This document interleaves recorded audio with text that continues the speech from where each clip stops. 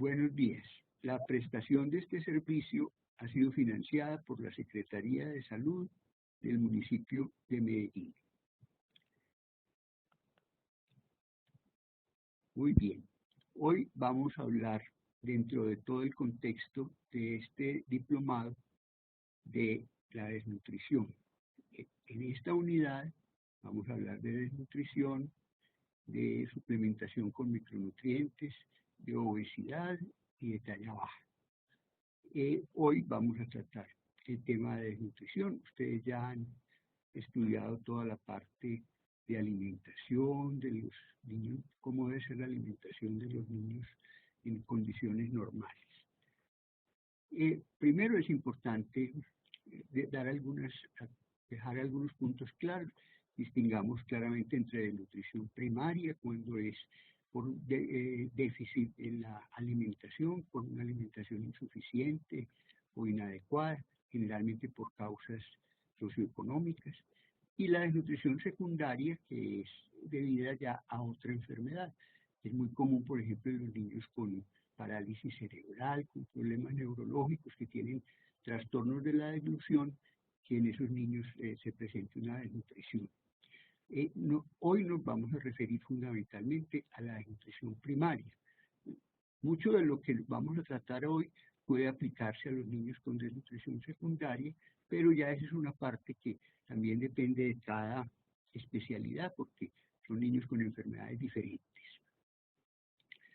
Cuando hablamos de desnutrición, básicamente tenemos que hablar de tres cosas. Primero, la desnutrición aguda.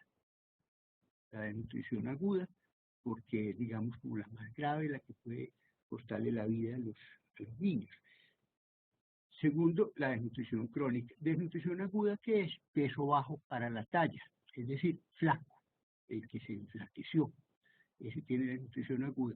Y desnutrición crónica, talla baja para la edad, se quedó chiquito. No se murió ni nada, pero se fue quedando chiquito. No le alcanzó para crecer, y eso es una desnutrición crónica. Y también la otra parte, de la que vamos a hablar después en otra intervención de estas mismas, es la deficiencia de micronutrientes, que también es una forma de desnutrición. La más común entre nosotros en Colombia, en Medellín en general, es la desnutrición crónica. Es el niño, como decíamos ahora, que se quedó chiquito, que no creció, pero hay que tener en cuenta que no es que sea que le quedaron faltando unos centímetros. No es solamente el problema de la desnutrición crónica, no es un problema de la talla. La talla es un indicador, pero realmente ahí se afecta todo. Entonces se afectó el desarrollo cerebral, se afecta la inteligencia, los tejidos son de mala calidad, las enfermedades aprovechan, las defensas están malas, las barreras naturales están mal, aprovechan las infecciones y también más tarde aparecen enfermedades metabólicas. El niño primero es desnutrido y después se vuelve obeso. Cuando está grande, cuando está adulto, se vuelve obeso y entonces se vuelve diabético y todas aquellas cosas que acompañan el síndrome metabólico. Todo esto afecta el desarrollo, ¿cierto? Entonces, mientras haya 13% de niños con desnutrición crónica, pues ahí nos estamos quedando mucho en el desarrollo. ¿Cómo vamos a medir esto?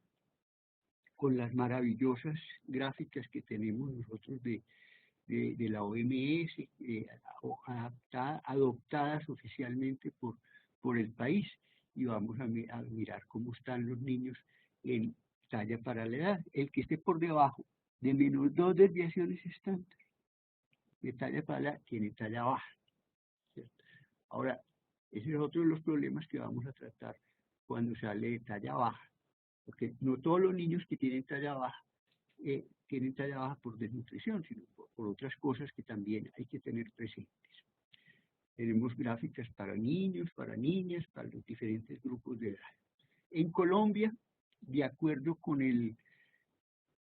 la encuesta nacional de salud del 2010, porque todavía no tenemos datos de la del 2015, 13% de los niños menores de 5 años tenían desnutrición crónica. Vamos a ver con los datos del 2015 que todavía no los tenemos, si esto sí hace, de más que ha seguido bajando, es como el propósito que siga disminuyendo.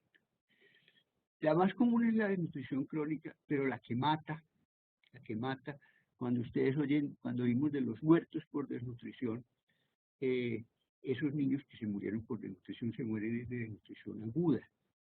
Muchos niños, casi todos los niños que tienen desnutrición aguda y se mueren, también tienen desnutrición crónica, es decir, es un proceso que viene y fuera de eso tienen una desnutrición agudizada, aguda. Entonces vamos a hablar más que todo de la desnutrición aguda. La desnutrición aguda se puede clasificar como desnutrición aguda severa y desnutrición aguda moderada. También en Colombia está contemplado lo que llamamos el riesgo de desnutrición. Para ver si un niño tiene desnutrición aguda, vamos a utilizar siempre las tallas de peso para, las tablas de peso para la talla, las gráficas de peso para la talla. Si un niño está entre +1 y -1 desviación estándar, se considera que está normal. Si un niño está entre -1 y -2 desviaciones estándar, es donde decimos que estaría en riesgo de tener peso bajo para la talla. Algunos de estos niños realmente pueden tener un poquito de desnutrición, pero otros niños pueden que sean flacos, que sean delgados, y son normales y así son, y no están enfermos. Los niños que están ahí, esos que están ahí entre -1 y -2, el profesional de salud tiene que mirar a ver qué es lo que pasa con esos niños. Si es que tienen algún problema, pues también. Ese es otro asunto muy importante para mirar. Bueno, y los que están entre -2 y -3 desviaciones estándar de peso para la talla tienen desnutrición aguda moderada. Los que están por debajo de -3 desviaciones estándar de peso para la talla tienen desnutrición aguda severa. Bueno, tenemos gráficas para niños, para niñas, hasta los 5 años. De ahí para adelante, ya cuando se va a hablar de nutrición y obesidad, se usa ya el índice de masa corporal, sobre todo para hablar de obesidad. Bueno, el término desnutrición global se ha utilizado cuando un niño tiene deficiencia de peso para la edad. Pero realmente ese término de desnutrición global, si uno se pone a pensar, no es un término adecuado, porque cuando un niño tiene el peso bajito para la edad, puede ser por dos cosas, o porque esté flaco, o porque esté chiquito, o porque esté flaco y además chiquito, porque esté chiquito y además flaco. De manera que no le dice a uno que eso es una desnutrición. Un niño puede tener una desnutrición aguda porque aguantó hambre 15 días y entonces va a tener un peso bajito para la edad. Y eso no es una desnutrición global, pues es una desnutrición aguda. Entonces no es un buen indicador, digamos, en la parte clínica, aunque uno, si se pone a ver, es un indicador muy sensible, digamos, para descubrir desnutrición, pero es poco específico, Entonces, porque a uno no le dice dónde está el problema, ¿cierto? Por eso, en este momento, de acuerdo con la nueva resolución, no está indicado, digamos, hacerlo en todos los niños, como yo creo que ya vieron ustedes en las unidades anteriores, sino que es un indicador para uso poblacional. Y es indicador para uso poblacional porque todas las estadísticas mundiales vienen midiéndose en peso para la edad desde hace muchos años. Entonces es importante, digamos, tener ese mismo indicador. pero para usarlo en los niños siempre vamos a tener que tener en cuenta el peso y la talla. El peso y la talla. Si tiene talla bajita para la edad, es nutrición crónica. Si tiene peso bajito para la talla, flaco, es nutrición aguda. De manera que hay que entender esto de la desnutrición global, que yo creo que tiende, digamos, como a desaparecer. Y a mí más bien me parece, bueno, no quiere decir que uno no pueda en sus pacientes, por ejemplo, tener una gráfica de peso para la edad y ver cómo van, y eso debe estar concordante con la otra información. No quiere decir pues, que tengamos que renunciar a utilizarlo, si nos parece importante, pero digamos la recomendación en general es más para uso poblacional. En Colombia tenemos peso para la edad bajito de menores de 5 años. Teníamos en el 2010 3,4%. Uno se pone a pensar que si 13% tienen talla bajita para la edad, pero apenas 3,4% tienen peso bajito para la edad. Quiere decir que los niños más bien tienden muchos a ser como más bien como gorditos, ¿cierto? Como gorditos. Ya ustedes pues, se va a hablar en esto mismo de obesidad, la doctora va a hablar del tema de obesidad. Bueno, sigamos. Entonces tenemos desnutrición aguda, es desnutrición aguda moderada, ya habíamos dicho, cuando el peso para la talla está entre -2 y -3 desviaciones estándar. Y severa, cuando el peso para la talla está por debajo de -3 desviaciones estándar o hay edemas, o el perímetro braquial está por debajo de es menor a 115 milímetros. Cualquier niño que tenga edema por desnutrición se brinca todo esto y queda clasificado como severo. Cualquier desnutrición con edema es grave, severa, ¿cierto? Eso es muy importante porque entre nosotros, digamos, aquí en el departamento de Antioquia, en las zonas donde hay más desnutrición, la mayor parte de los niños que tienen desnutrición tienen más cuachorcos o formas mixtas, de manera que es muy importante. Y el perímetro braquial, pues también es una medida de gravedad de la desnutrición, ¿cierto?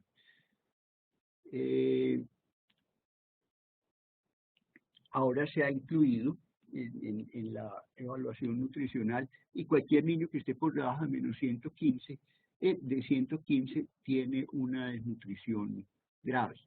Ahora, la cosa es que la verdad es que no hay correspondencia entre el peso para la talla por debajo de -3 y el perímetro braquial. Es decir, apenas algo así como la tercera parte de los niños tienen los dos indicadores, ¿cierto? Por eso recomiendan, digamos, usar uno de los dos en general. Y tal vez el más adecuado para usar ya en la clínica y todo eso es el peso para la talla. El perímetro braquial es muy importante, digamos, cuando se hace tamización en la comunidad para encontrar niños con desnutrición, es importantísimo, pero ya, digamos, para hacer el seguimiento individual puede ser mejor el peso para la talla. Tenemos las gráficas que ya habíamos mencionado. La desnutrición aguda es un problema que sigue siendo muy grave en todo el mundo. 50 millones de niños tienen desnutrición aguda y de ellos 16 tienen desnutrición aguda grave y 34 desnutrición aguda moderada, digamos, de acuerdo con estas cifras. La mortalidad por desnutrición ha disminuido en Antioquia y en Medellín. Esta es la muertes por desnutrición, es esta la raya roja, las tasas de mortalidad por desnutrición en el departamento de Antioquia desde el 2022, aquí tenemos hasta el 2010, y aquí tenemos las tasas de mortalidad hasta el 2015. En el 2000 teníamos 22 por 100.000, y en el 2015 teníamos 1,2 por 100.000. Y en Medellín, muertos por desnutrición hubo en el 2012, de ahí para adelante, afortunadamente no hay mortalidad de niños. Se mueren niños aquí en Medellín, pero son niños que llegan, por ejemplo, a hospitales de tercer nivel que vienen remitidos de otras partes. La prevalencia de la desnutrición aguda en Colombia era del 0.9% en el 2010, pero es mayor en estas regiones. Bueno, recordemos marasmo. Hay digamos como dos formas clásicas de desnutrición aguda grave, que son el marasmo, que es el niño que, marasmo viene de una palabra griega que quiere decir consumirse, es esta apariencia de piel y huesos, ¿cierto? Tiene emaciación visible. Estos niños, generalmente el marasmo, a pesar de ser una forma de nutrición aguda, es una forma como que se va estableciendo, y estos niños desarrollan unos mecanismos de adaptación que son disminuir la actividad física, disminuir el metabolismo, disminuir el crecimiento para sobrevivirse. Y bioquímicamente hacen adaptaciones muy interesantes, pues, desde el punto de vista de la supervivencia, ¿cierto? Sacando energía de los cuerpos cetónicos y de las grasas. Es un proceso complejo. Casi todos los niños que tienen marasmo también tienen desnutrición crónica, es decir, también tienen talla bajita para la edad. Es importante siempre tener claro que desnutrición aguda y desnutrición crónica se pueden presentar en el mismo paciente, no son contradictorias. Si tenemos un niño con desnutrición aguda y desnutrición crónica, lo que le tenemos que poner cuidado básicamente en ese momento es a la parte de la desnutrición aguda.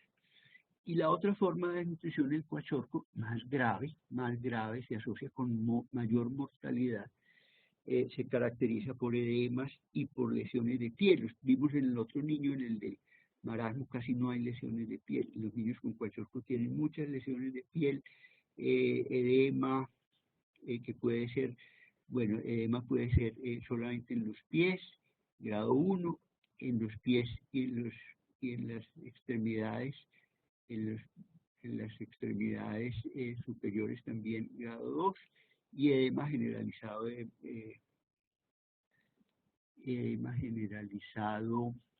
ya es edema grado 3. Bueno, esta desnutrición es, digamos, como más aguda. Y hay mucho desequilibrio metabólico. Así como decíamos que el niño marasmático que está sanito, que no le ha dado una infección, que está quietecito todavía, que no se ha descompensado, este niño está equilibrado, este niño está completamente desequilibrado. Hay un aumento del sodio corporal, hay un aumento del sodio intracelular, el edema es intersticial y edema también intracelular. El potasio corporal está bajito. Entonces, hay un aumento del sodio corporal y una deficiencia de potasio. Casi siempre hay deficiencia de potasio. Tienen las proteínas bajitas. Siempre se pensó que el edema de los niños con kwashiorkor era por hipoproteinemia, ¿cierto? Por disminución de la presión oncótica de las proteínas. Y eso pues no deja de ser cierto, pero probablemente no es la única razón, de los edemas. Y que la razón de los edemas está muy relacionada con la deficiencia de micronutrientes, deficiencia de zinc, de vitamina A, de vitamina C, de antioxidantes. Estos pacientes tienen aumento del estrés oxidativo y deficiencia de antioxidantes. Entonces, eso lleva a alteraciones de la membrana celular, y esas alteraciones de la membrana celular aumentan la permeabilidad al sodio y viene este trastorno de aumento del sodio intracelular, disminución del potasio. Estos pacientes, como decíamos, están menos adaptados y en general es más grave. Muy bien. Cuando vamos a hablar sobre la parte de manejo, de tratamiento de los niños con desnutrición, es muy importante, me parece a mí, revisar este artículo que fue publicado en 1996 por estas dos doctoras. Y es un artículo que se pregunta por qué las tasas de mortalidad por desnutrición permanecen tan altas. Esto fue en 1996. Y estas señoras encontraron 67 estudios que se habían publicado desde la década del 50 y encontraron que en general la mortalidad hospitalaria por desnutrición no había cambiado. Y en los años 90 la mortalidad por desnutrición grave en los niños tratados en los hospitales era en promedio de 23% y estaba entre 5 y 50%. Es decir, las tasas de mortalidad por desnutrición intrahospitalaria no habían disminuido en 50 años. Entonces ellas se preguntan por qué. ¿Y qué fue lo que encontraron? Encontraron que la mortalidad fue mayor en los niños con kwashiorkor y con desnutrición mixta. Eso es lo mismo que se ha encontrado después también. Pero que había diferentes prácticas de tratamiento. Y encontraron que la mortalidad elevada se asociaba con dietas con elevado contenido de proteínas. Antes pensábamos que si un niño tenía desnutrición, pues lo que había que darle eran muchas proteínas, pero resulta que parece que no, ¿cierto? Entonces, dietas con alto contenido de proteínas, uso innecesario de hidratación intravenosa, no utilización de antibióticos, utilización de hierro desde la primera fase de la recuperación y uso de diuréticos. Entonces, y en muchos centros no se daban suplementos adecuados de vitaminas y minerales. Todavía se vive a veces, pero antes era más difícil en un hospital iba usted a pedir un suplemento de vitaminas y era imposible pues conseguirlo, ¿cierto? Entonces, los tratamientos no incluían esto. Entonces, digamos, yo pienso que muy relacionado con ese estudio anterior, en 1999 apareció este primer manual, Tratamiento de los niños con malnutrición grave, de la Organización Mundial de la Salud, donde se planteó el protocolo que todavía está vigente. Eso fue en 1999. En 2004 apareció este nuevo, digamos, como una revisión del anterior directriz para el tratamiento de los niños con desnutrición grave, donde ya se formalizaron, digamos, como los 10 pasos para el tratamiento de los niños con desnutrición grave, que los tenemos aquí y que vamos a referirnos a ellos de pronto más adelante, ¿cierto?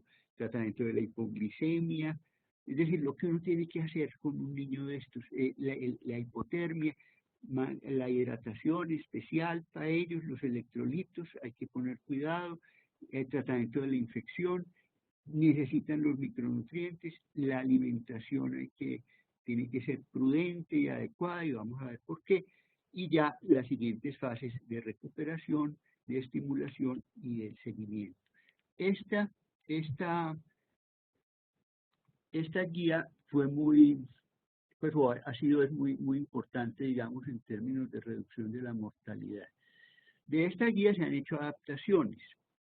Tal vez la primera adaptación que se hizo aquí fue esta adaptación que hizo Maná, Guía para el Diagnóstico y Tratamiento de los Niños con Malnutrición en la Niñez. Es básicamente una adaptación de la guía del 99, ¿cierto? Pues tratando de simplificar, digamos, algunas cosas que no estaban disponibles aquí entre nosotros. En IEPI también, en el capítulo de tratamiento del niño, del libro de IEPI, desde el 2009-2012 se publicó el protocolo de la OMS. Este es, pues, digamos, una adaptación hecha sobre el documento del 2004. Sin embargo, la aplicación del protocolo tenía dificultades. Una dificultad era las fórmulas para utilizar en la alimentación. Vamos a ver que los niños con desnutrición no les puede dar cualquier fórmula, sino que se les debe dar una fórmula especial para niños con desnutrición, que tiene que ser muy liviana en proteínas, suficientes calorías, irle dando de a poquito, irle aumentando, que no le podemos dar cantidades desde el principio. Vamos a ver también por qué. Entonces, dificultades con las fórmulas, había que hacerlas, elaborarlas, inventarse uno mezclando cosas para que le quedara con la composición adecuada. El suplemento de micronutrientes es muy difícil también porque no hay preparados adecuados con las combinaciones de micronutrientes, de manera que siempre se quedaba uno a veces cortico en algunos micronutrientes porque no es fácil. La mayoría de las preparaciones, por ejemplo, de vitaminas para niños vienen con hierro y a los niños al principio del tratamiento no se les debe dar hierro. Entonces, dificultades de ese estilo. Y el protocolo traía una mezcla para hidratación oral que no está disponible tampoco. Entonces, había dificultades, pues, para seguir el protocolo oficialmente. Bueno, pero las cosas siguieron su rumbo y en el 2007 apareció un primer documento sobre el tratamiento de la desnutrición aguda grave basado en la comunidad. Ustedes saben, en países de África la prevalencia de la desnutrición grave es mucho mayor que entre nosotros. Entonces, este documento básicamente se refiere a 4 cosas. Dice, la desnutrición severa en los niños puede ser identificada en la comunidad antes de que se presenten complicaciones. Eso es muy, muy sabio, ¿cierto? La búsqueda activa de casos en la comunidad antes de que el niño esté grave, con una neumonía, con una sepsis, con problemas muy graves de piel. Segundo, las formas no complicadas de desnutrición severa en los niños podrían tratarse en forma ambulatoria. Eso también sonaba como a cierta herejía, ¿cierto?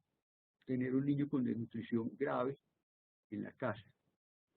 Dicen, podría tener mayor impacto en salud pública y eso se vuelve posible con el uso de los alimentos terapéuticos listos para consumir.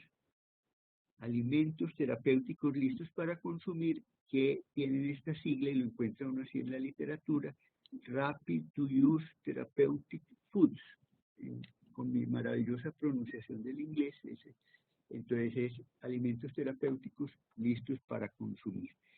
Bueno, esto apareció y se menciona en la literatura desde hace mucho tiempo, desde 1999, en el Lancet. Estos señores, estas personas, publicaron esto y mencionan que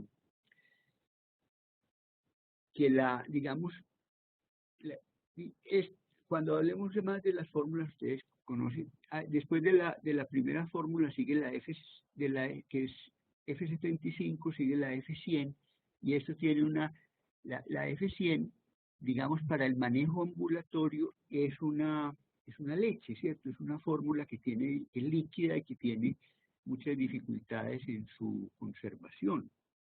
Entonces, estos alimentos terapéuticos listos para consumir tienen una característica importante. Tiene una mínima cantidad de agua. Entonces, como es un alimento muy seco, no tiene bajo riesgo de contaminación y de crecimiento de bacterias. Es de fácil digestibilidad, incluso si hay diarrea. Tiene una consistencia semisólida y sabor dulce y a maní, que en general es un sabor que es fácilmente aceptado por los niños sin interferir ni trastornar los hábitos alimentarios, porque no es un alimento que se va a seguir dando, sino que es una cosa que se va a usar durante un tiempo mientras se prepara entonces, mientras el niño se recupera. Tiene una composición similar a la de la F100. Tal vez les debía haber explicado pues más detalles sobre las fórmulas, pero la F100 es una fórmula que tiene 100 kilocalorías por cada 100 mililitros y tiene 2,9 gramos de proteínas por cada 100 mililitros. Es decir, es una fórmula para la segunda fase de recuperación nutricional. Pero como estos niños se van a manejar en la casa, entonces por eso recomiendan estos alimentos terapéuticos.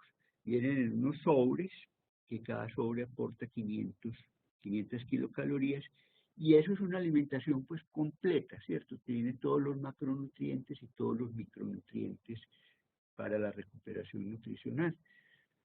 Contiene en cada sobre de estos, tiene 12 gramos, de 12 a 15 gramos de proteínas, de los cuales al menos 50% son de origen lácteo.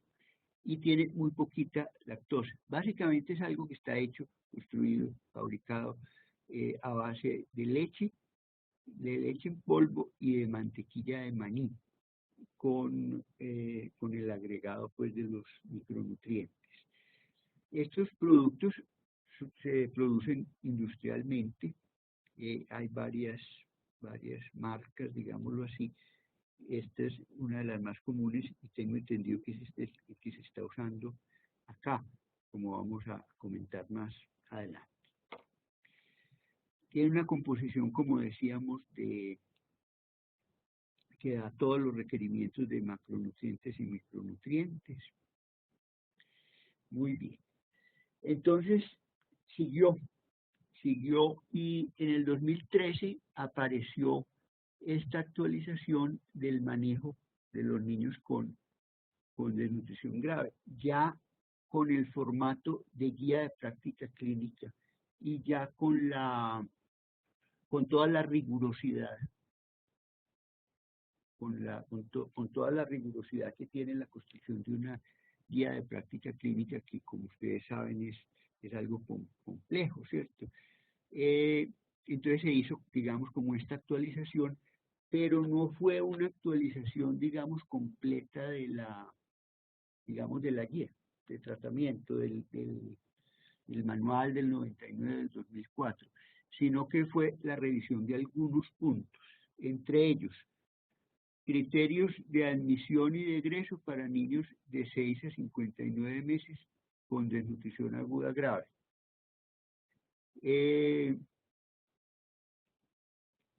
Es decir, aquí ya se adoptó, digamos, oficialmente en la guía el manejo basado en la comunidad.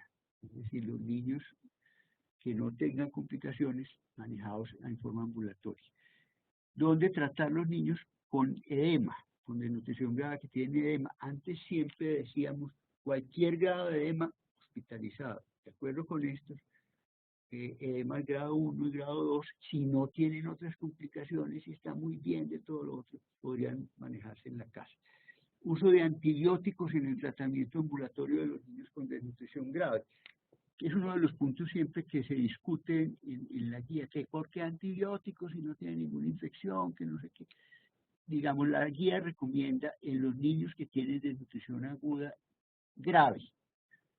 Si tienen complicaciones, van a estar hospitalizados con sus antibióticos parenterales, en fin. Si no tienen complicaciones, se van a manejar en la casa. Pero esos niños van a recibir antibióticos de todas maneras. Eso se llama manejo anticipado de las infecciones. Bueno, ¿por qué disminuye la mortalidad? Pues es uno de los puntos que todavía hay mucha discusión, pero en general la evidencia muestra que deben utilizarse antibióticos.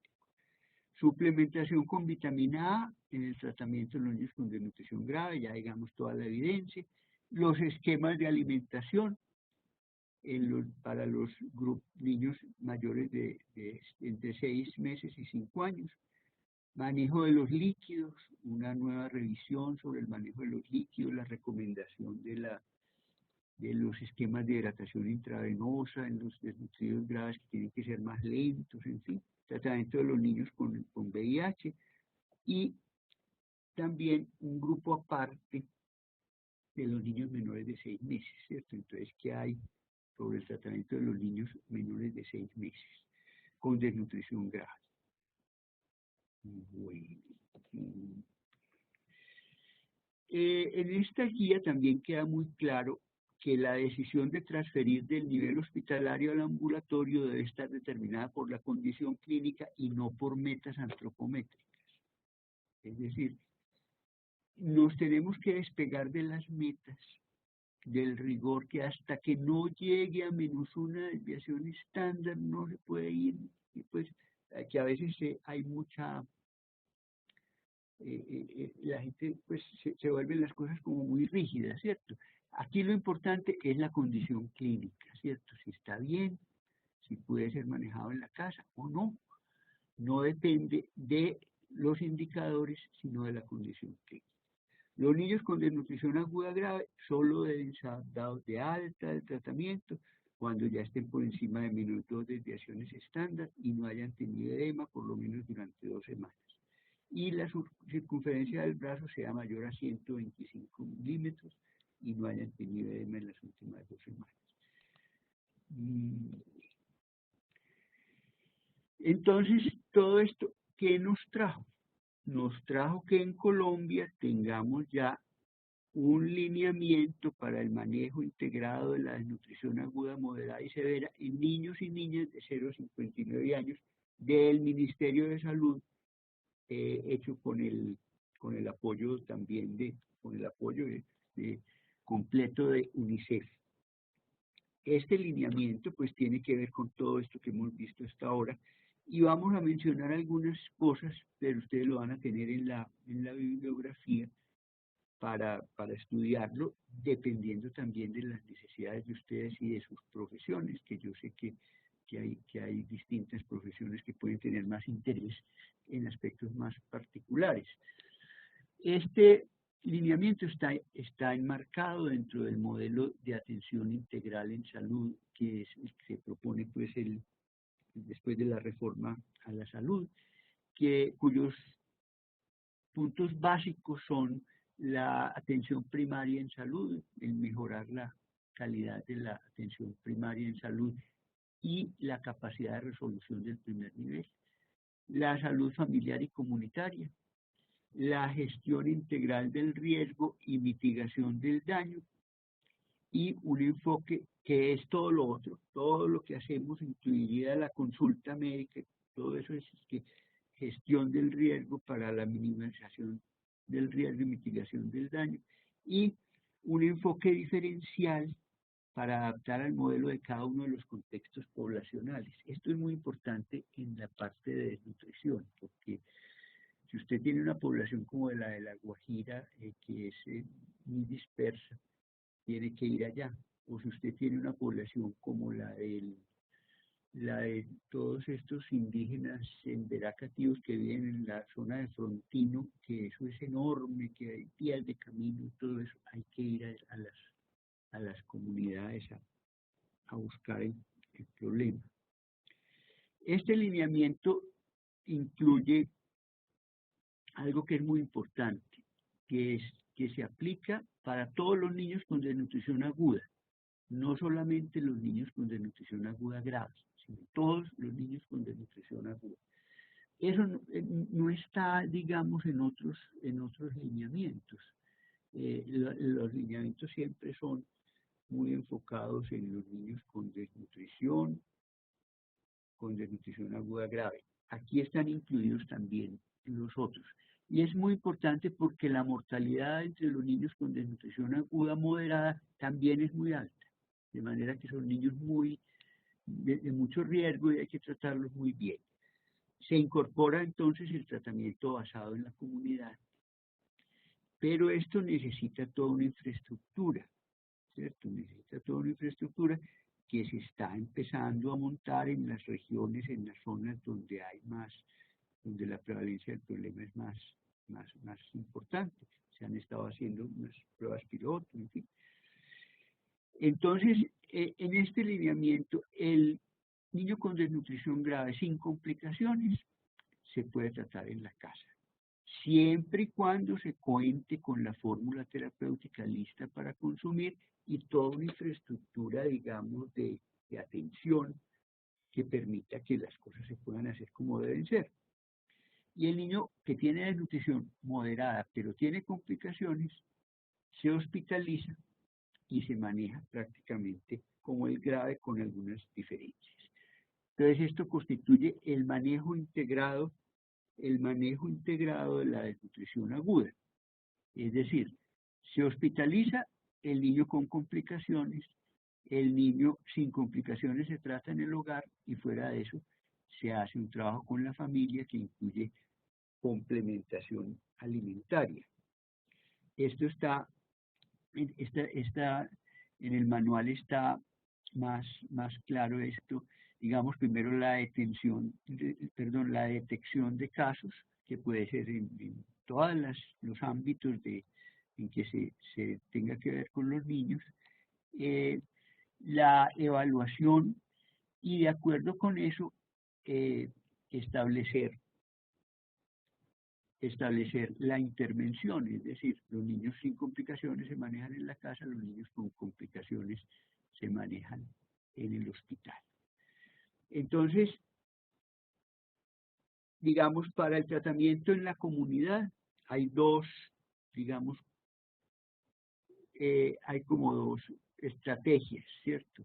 Que son la atención extramural en zonas rurales dispersas, que es como el reto grande, porque es donde están los grupos en los que se concentra la mayor mortalidad, y la atención en salud ambulatoria y el manejo hospitalario de los niños con desnutrición aguda, moderada o severa con complicaciones. Yo creo que esto está claro. De aquí para adelante, esto es refiriéndose ya al lineamiento, y yo pienso que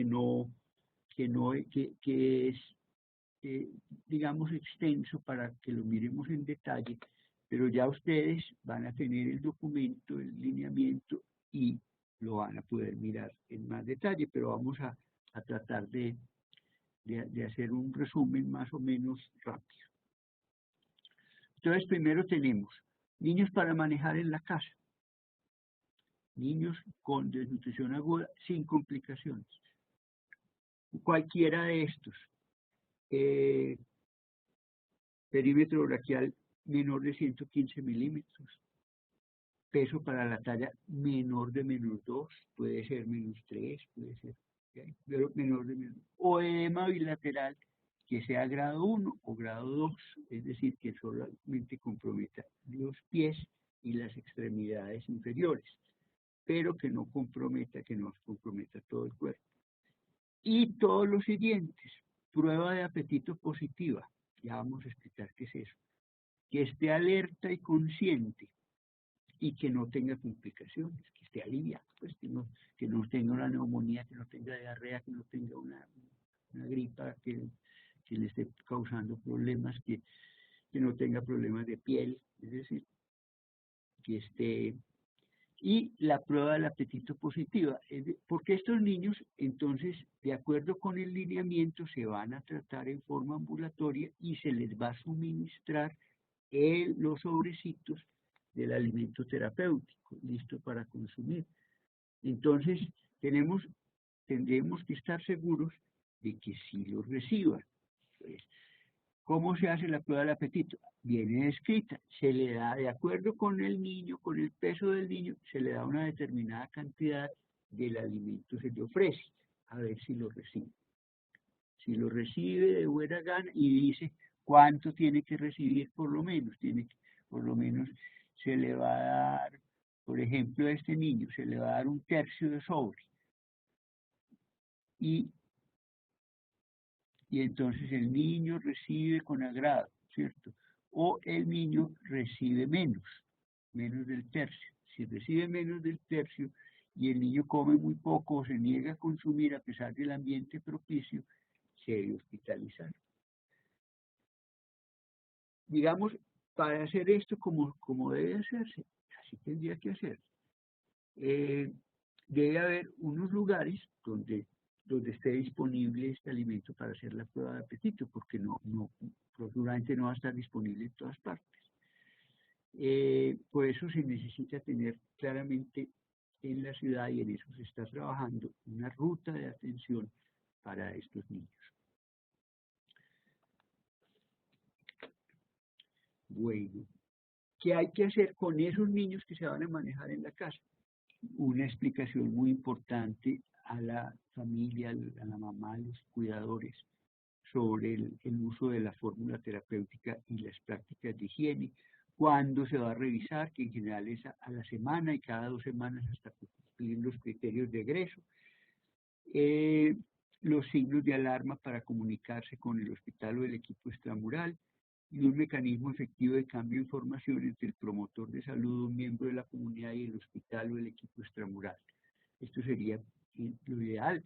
Y así debe hacerse, digamos, en las regiones donde la prevalencia de la desnutrición aguda grave es muy elevada.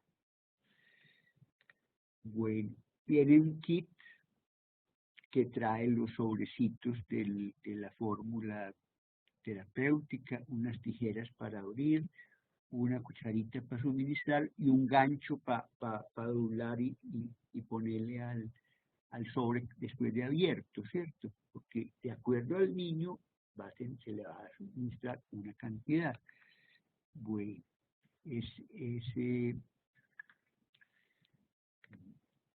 y ya está el esquema. Digamos, los niños con desnutrición aguda moderada que se van a manejar en la casa van a recibir parte de su alimentación en fórmula terapéutica lista para consumir. Es decir, a esos niños habría que calcularles 150 kilocalorías por kilo por día. ¿Cierto? 150 kilocalorías por kilo por día en ese producto.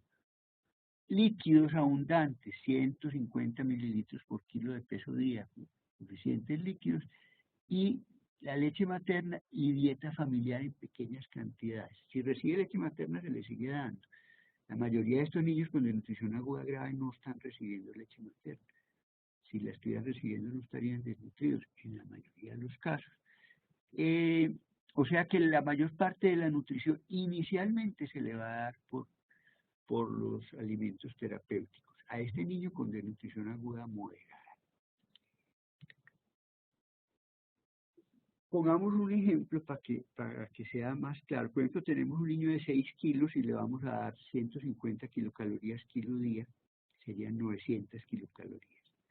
Sabemos que un sobre tiene 500 kilocalorías, entonces va a necesitar un poco menos de 2 sobres, que lo vamos a repartir en 5 tomas. Se le da leche materna y pequeñas cantidades de la dieta familiar, y a partir de la segunda semana se aumenta la cantidad de calorías. Digamos, en el documento está muy detallado, entonces pues no vamos a entrar en detalles.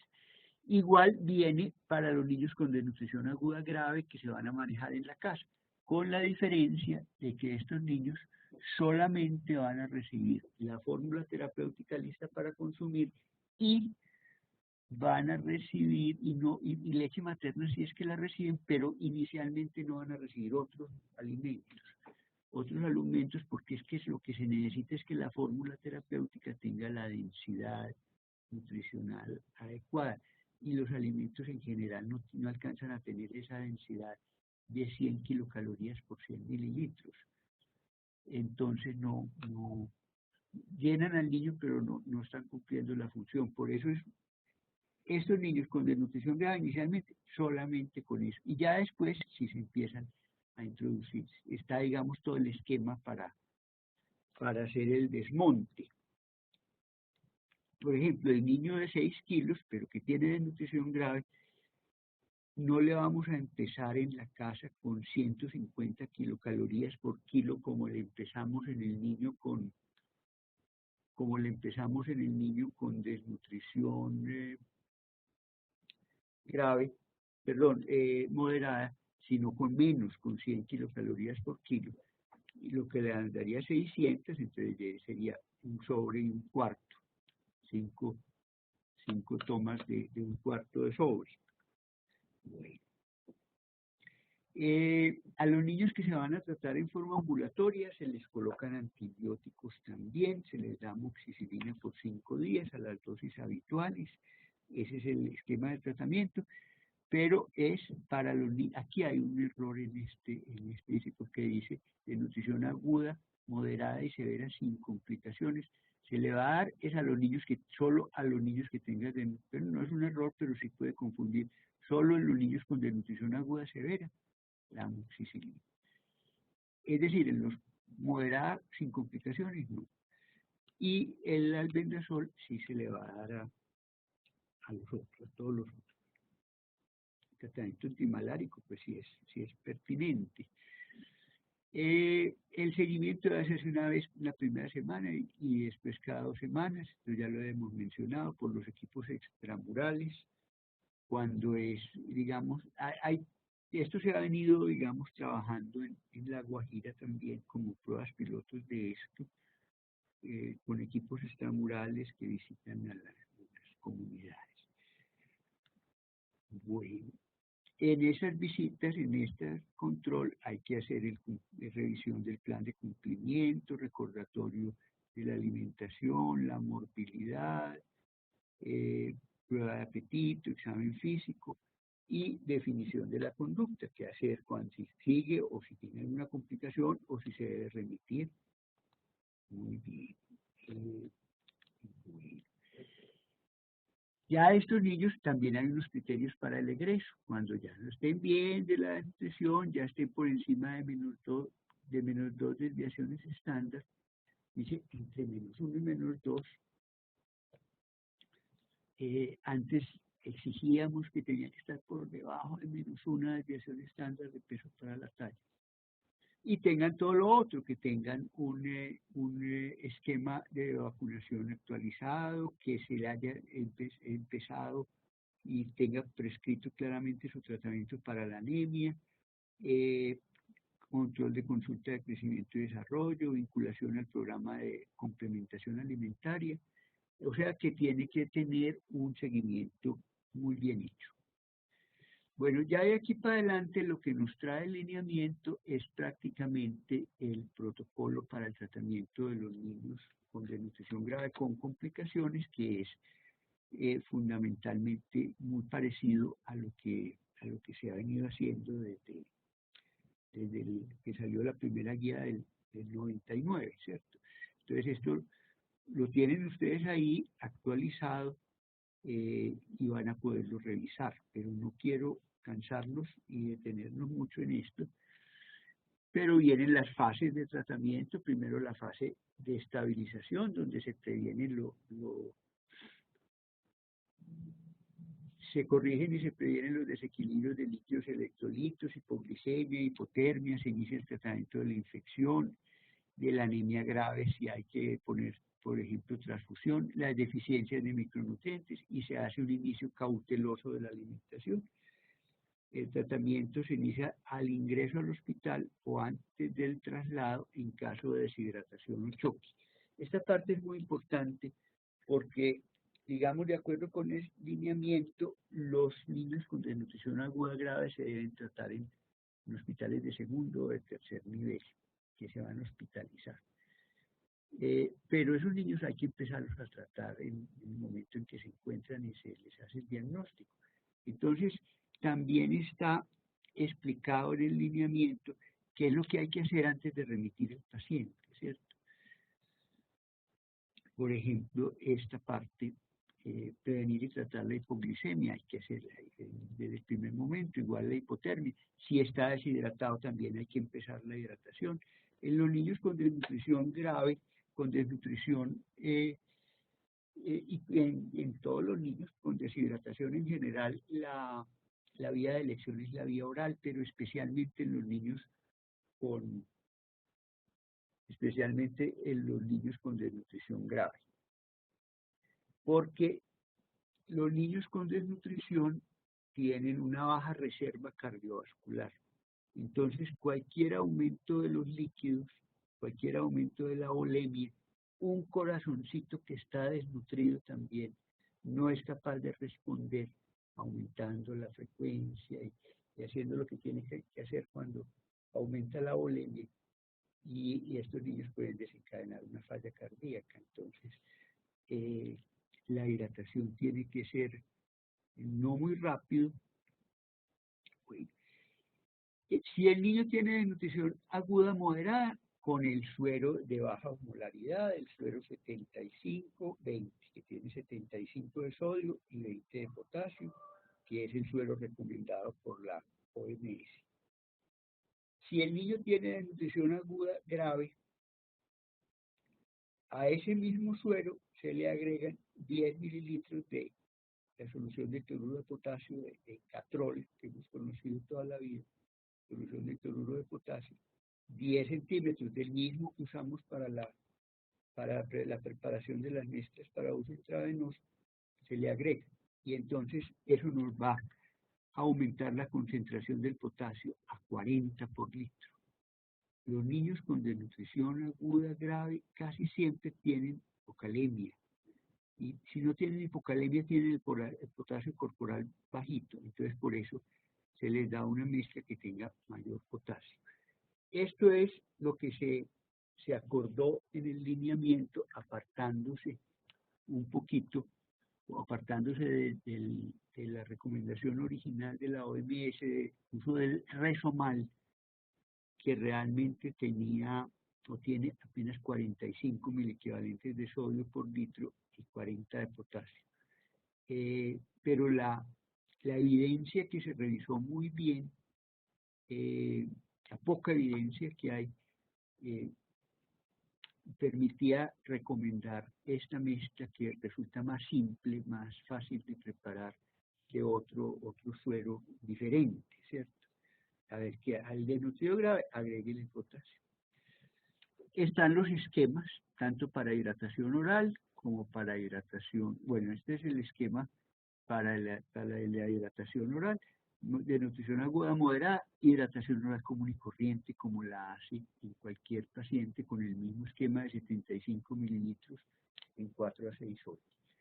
Y en el grave se hace más despacio, se da 10 mililitros por kilo por hora, 10 mililitros por kilo por hora con el potasio que habíamos mencionado ahora durante 12 horas, es decir, en el grave la hidratación hay que hacerla más despacio, más despacio, por aquello que habíamos dicho de no sobrecargar el aparato cardiovascular. Y está también los antibióticos, es decir, si usted tiene un niño con desnutrición aguda grave en un centro de salud, y hay que empezar los antibióticos ahí mismo, y con complicaciones. Tiene que empezar los antibióticos ahí mismo, no esperar que los remitan, que no sé qué. Uno de los problemas grandes que hay, pues no tanto digamos aquí en Medellín, pero en el departamento de Antioquia, es las dificultades en que las cosas no se hacen en el primer nivel, no se empiezan los tratamientos, sino que los pacientes se remiten sin haber iniciado tratamientos que son fundamentales, ¿cierto? Bueno, está ya qué hacer con el niño que tiene complicaciones de conciencia, también para hacerlo en donde se atiende el niño, ¿cierto? Para empezar, complicaciones de conciencia, entonces le va a colocar el oxígeno, le va a canalizar la vena, le va a hacer una glicemia, le va a hacer un micrométodo, le va a administrar un bolo de 15 mililitros por kilo de lactato de Ringer en 1 hora. Ahora estamos en una época en que se está usando mucho los bolos, digamos de 10, 20 mililitros por kilo a chorro, ¿cierto? A chorro. En los desnutridos hay que pasarlo más despacio, 15 mililitros en 1 hora. Bueno, también ya está, digamos, en el lineamiento que hacer si mejora y si no mejora. Entonces, si no mejora, la repite, ya. ¿Sí? Todo eso lo van a encontrar ustedes ahí con detalle, porque esto es, digamos, para la gente que lo está haciendo, que lo está manejando. Bueno, la corrección de deficiencias de micronutrientes. Entonces, como la alimentación se va a utilizar, para la alimentación se va a utilizar una fórmula, se llama la F75, que tiene, es más adelante lo tengo, 75 kilocalorías por cada 100 mililitros. Esa fórmula, si se usa la fórmula recomendada, esa fórmula no tiene usted problema con los micronutrientes porque trae los micronutrientes, la fórmula, digamos, de inicio, y no trae hierro, porque sabemos que al principio no le debemos dar hierro. La fórmula terapéutica lista para consumir, esta ya de consistencia semisólida, esta sí contiene hierro, contiene vitamina A, zinc, cobre en dosis terapéuticas. Se le da administrar ácido fólico también. Y si se le está dando la fórmula, no necesitamos darle esas dosis grandes de vitamina A porque eso da los suplementos de vitamina A. Bueno. El hierro se debe iniciar en la fase de transición, no se debe iniciar desde el principio del tratamiento.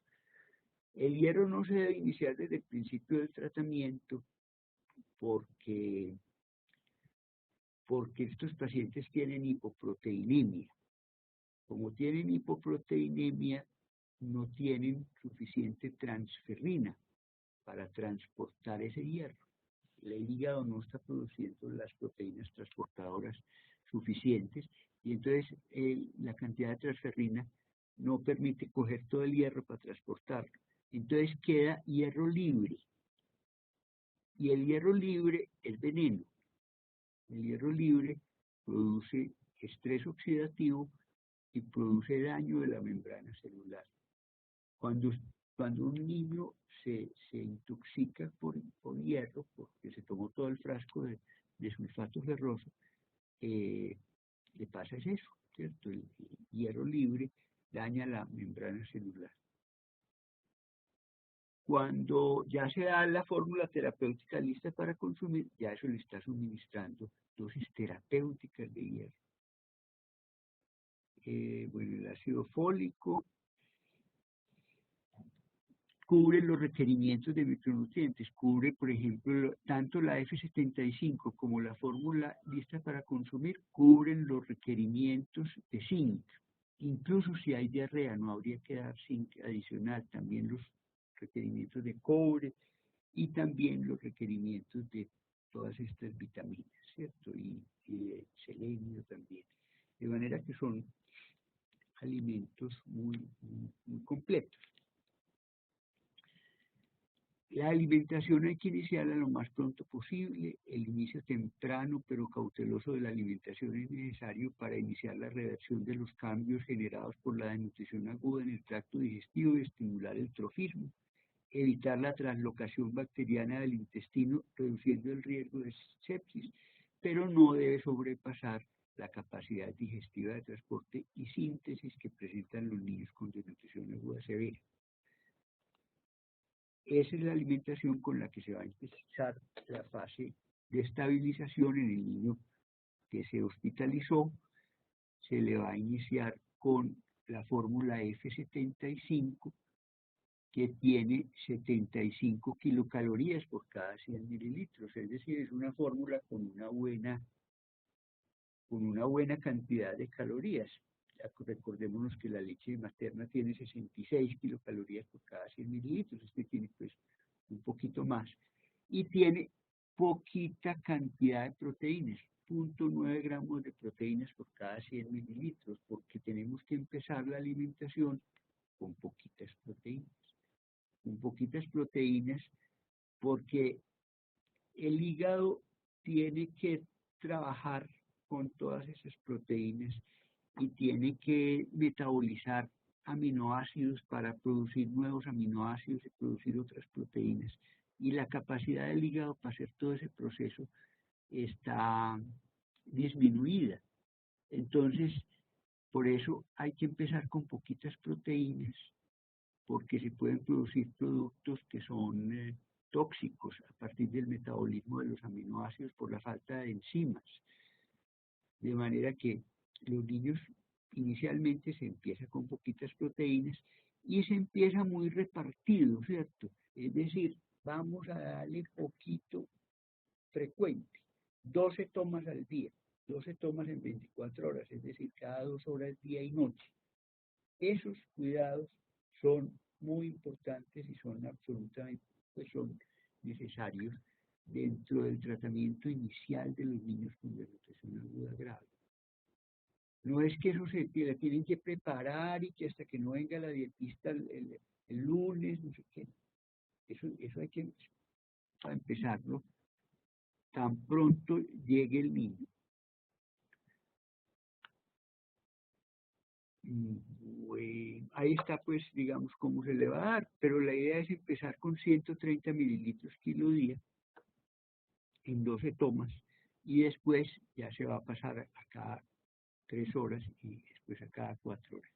Esta es la composición de la fórmula F75 que viene también ya preparada, lista y que está incluida dentro de este lineamiento. El lineamiento incluye el uso de esta fórmula y de los alimentos terapéuticos listos para consumir. No de la fórmula F100, hasta donde no está en el lineamiento, porque la fórmula terapéutica lista para consumir es similar a la F100. Ya después viene la fase de transición, donde se recupera el apetito, se resuelve el edema, mejora la infección y ya entonces va a aumentar, ya se puede aumentar la cantidad de nutrientes, entonces ya se hace la transición entre la F75 y la fórmula terapéutica lista para consumir. Antes hacíamos la transición a la F100. La F100 tiene 100 kilocalorías por cada 100 mililitros, que eso es bastante calorías, bastantes. Y tiene 2,9 gramos de proteínas por cada 100 mililitros, que también son bastantes proteínas. Ahí sí, para ya, cuando ya el niño empieza, le vamos a dar la fórmula ya para que vaya, para que siga progresando. Al principio, en la fase de transición, puede haber un aumento de las deposiciones asociado con la sobrecarga de solutos. Digamos, cuando se cambia de F75 a F100, a veces hay diarrea, entonces uno tiene que volver. Y el síndrome de realimentación atribuido a alteraciones metabólicas y cambios en los electrolitos por la reducida capacidad del sistema cardiovascular para responder a la sobrecarga brusca de ingesta calórica. Entonces, es algo relacionado con la falla cardíaca que se puede presentar en estos pacientes. Bueno, esto sobre el síndrome de realimentación, pero no nos vamos a detener. Y ya después viene la fase de rehabilitación, donde el paciente come con ganas, ya consume grandes cantidades de calorías, entre 150 y más de 200 kilocalorías por kilo, y proteínas de 4 a 6 gramos de proteínas por kilo. Están los criterios para el egreso hospitalario. Esta frase la dejé ahí como me la había encontrado en inglés, que está en la actualización de la guía del 2013, que dice que el alta temprana, sin un cuidado continuo y adecuado, es una sentencia de muerte para muchos niños. Las dejé en inglés como para que, yo sé que ustedes saben mucho inglés y lo entienden, pero esta es la verdad, esta es una verdad muy importante, que se aprendió a costa de muchas dificultades, que si un niño se manda para la casa antes de tiempo, está muchas veces sentenciado a morirse. Hay que tener unos criterios claros para dar de alta. Entonces, ahí están los criterios para dar de alta. Viene también, por aparte, el tratamiento de los niños menores de 6 meses. El tratamiento de los niños menores de 6 meses implica que cualquier niño menor de 6 meses que tenga edema, así sea poquito, así sea grado 1, se debe hospitalizar. Si tiene desnutrición aguda, no necesita tener aguda grave, sino aguda, debajo de -2 desviaciones estándar de peso para la talla, también se debe hospitalizar. O si tiene emaciación visible. Y desde que tenga pérdida de peso y dificultad para ganar peso, porque si es un niño que fue prematuro y en fin, sino que ha perdido peso, que no se esté alimentando adecuadamente, que tenga dificultades en la alimentación, si tiene signos de peligro o cualquier condición médica o social del niño en la familia. Es decir, hay unos criterios como más estrictos y más rigurosos para tener cuidado con los niños menores de 6 meses. Igual, también se incluyen en un manejo especial los niños que tienen más de 6 meses, pero pesan menos de 4 kilos, es decir, que están muy quedados, muy desnutridos. También trae el protocolo de antibióticos para los niños menores de 6 meses. Bueno, este era como lo que yo quería presentarles sobre el tema de desnutrición. Pueden quedar muchas inquietudes. Dentro de la bibliografía en este diplomado está los lineamientos y están también las guías anteriores que yo pienso que si ustedes quieren estudiar el asunto bien, pues es bueno que las tengan disponibles. Y en el foro tenemos la oportunidad de ampliar, de discutir, ustedes pueden preguntar, pueden argumentar, pueden disentir, de manera que con toda libertad los invito a que participen en el foro y podemos ampliar parte de lo que se trató en esta teleconferencia. Les agradezco mucho por la atención y que podamos tener una participación muy buena en este diplomado. Muchas gracias, que estén muy bien.